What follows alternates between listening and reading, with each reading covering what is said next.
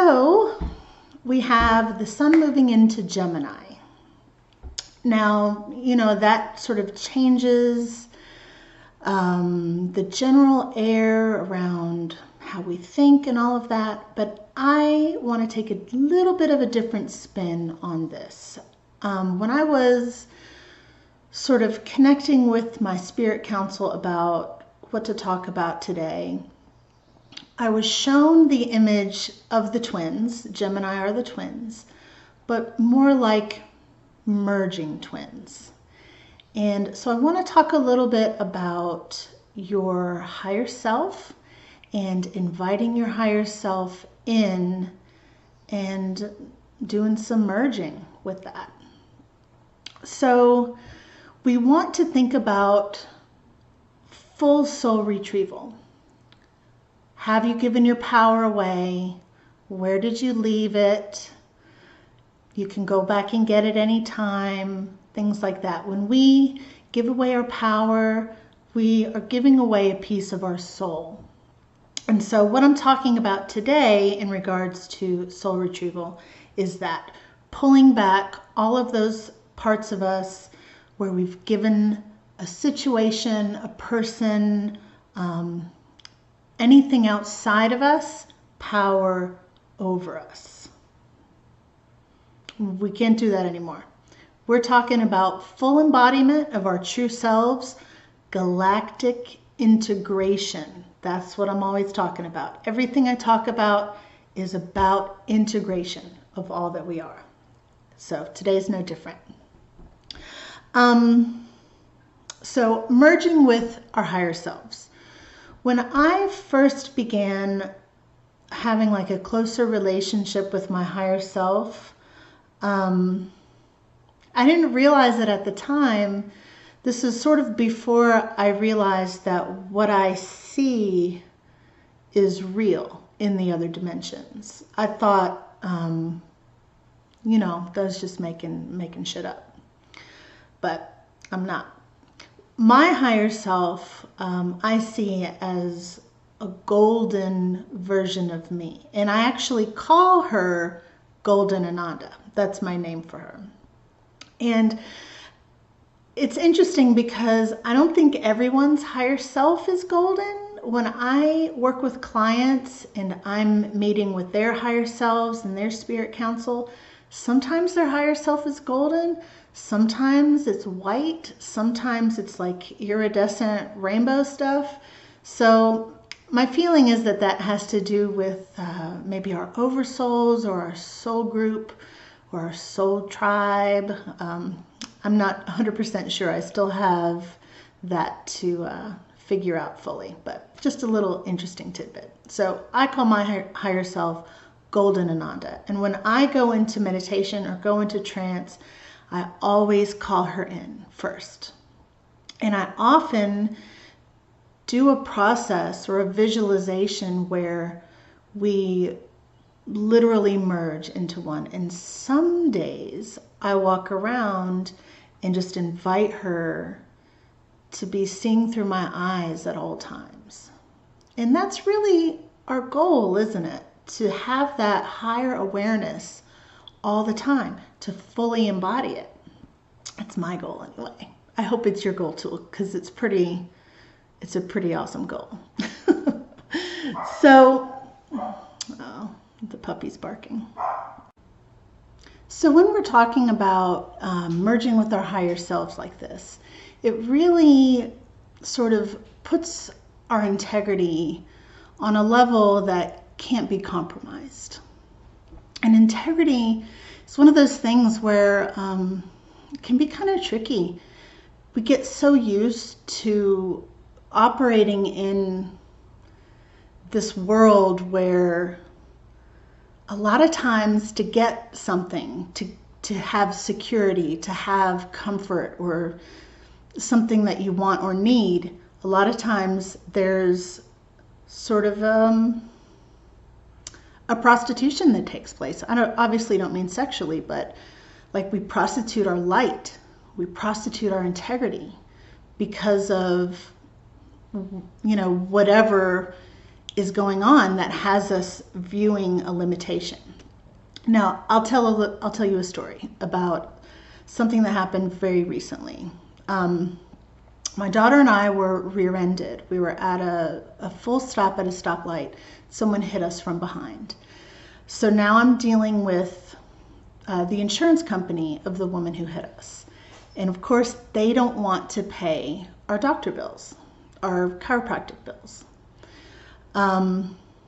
They offered to pay a very small fraction of them, and, sort of made all these claims. The insurance game. It's bullshit.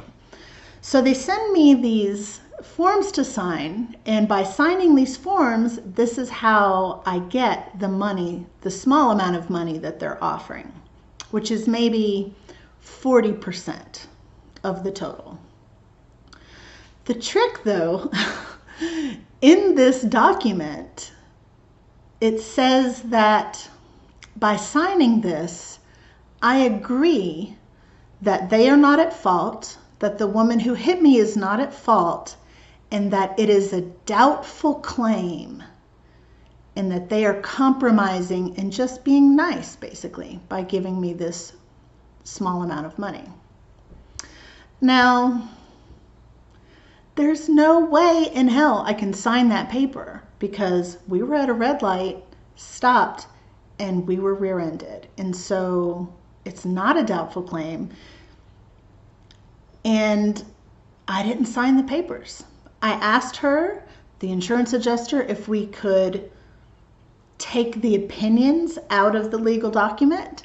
She said no, that it couldn't be edited.